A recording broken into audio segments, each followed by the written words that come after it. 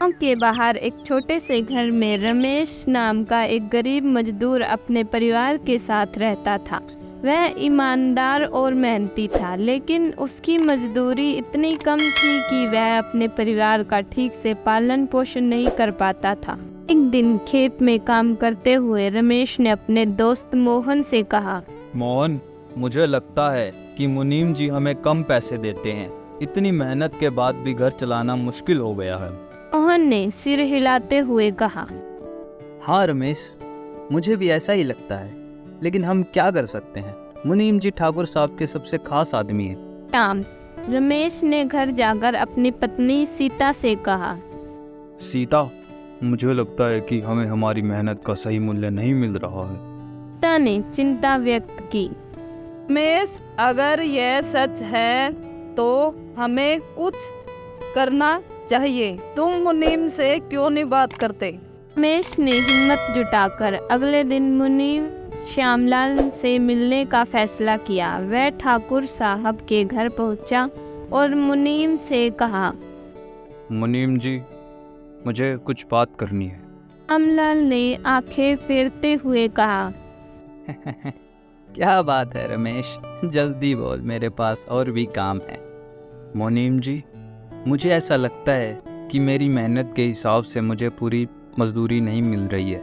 क्या आप इसे देख सकते हैं? श्यामलाल ने हंसते हुए कहा, रमेश, तुम बेवजह की बातें कर रहे हो। जितनी तुम्हारी मेहनत है उतने ही पैसे मिलते हैं। अगर तुम्हें ज़्यादा चाहिए तो मेहनत करो। रमेश ने निराश होकर कहा, लेकिन मुनीम जी, मैंने सुना है कि दूसरे गांव में मजदूरों को ज़्यादा पैसा मिलता है। क्या हमारी मेहनत की कोई कीमत नहीं है? श्यामलाल ने गुस्से में कहा, रमेश, तुम काम से ध्यान हटाकर ये फालतू की बातें मत करो। अगर तुम्हें यहाँ काम करना है तो जैसा मिल रहा है वैसे ही लो। रमेश चुपचाप लौट आया, लेकिन उसके दिल में बेचैनी थी। अगले दिन गांव के कुछ मजदूर इकट्ठा हुए और आपस में बात करने लगे। मोहन ने कहा, हम सबको लगता है कि हमारी मेहनत का सही मूल्य नहीं मिल रहा है। हमें ठाकुर साहब से बात करनी चाहिए। रमेश ने सहमति जताई। हाँ, हमें एकजुट होकर अपनी बात रखनी चाहिए। शायद ठाकुर साहब को इसकी जानकारी नहीं है। सभी मजदूरों ने तय किया कि वे ठाकुर साहब से मिलकर अपनी समस्या बताएंगे। जब ठाकुर साहब को मजदूरों की शिकायत के बारे में पता चला तो उन्होंने सभी को बुलाया और पूछा, क्या बात, तुम लोग परेशान हो? रमेश ने हिम्मत जुटाकर कहा, ठाकुर साहब, हमें लगता है कि हमारी मजदूरी कम है। हम दिन रात मेहनत करते हैं, लेकिन हमें हमारे काम का पूरा पैसा नहीं मिल रहा है। ठाकुर साहब को यह सुनकर हैरानी हुई। क्या तुम लोग सच कह रहे हो?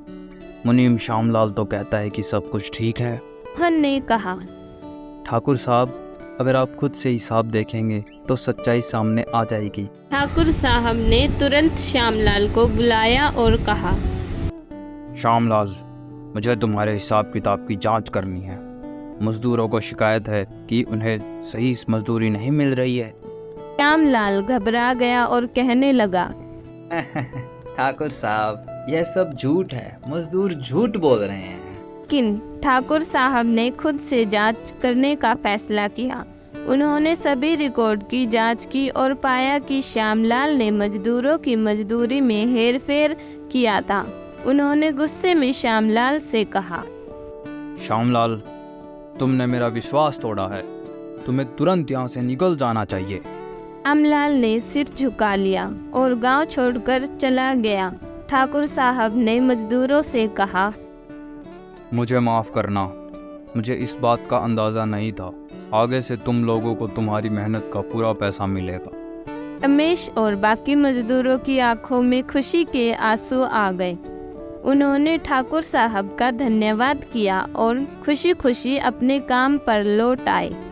सीख: सत्य और एकता से अन्याय का मुकाबला किया जा सकता है और ईमानदारी से अपना हक मांगने पर इंसान को उसका हक जरूर मिलता है।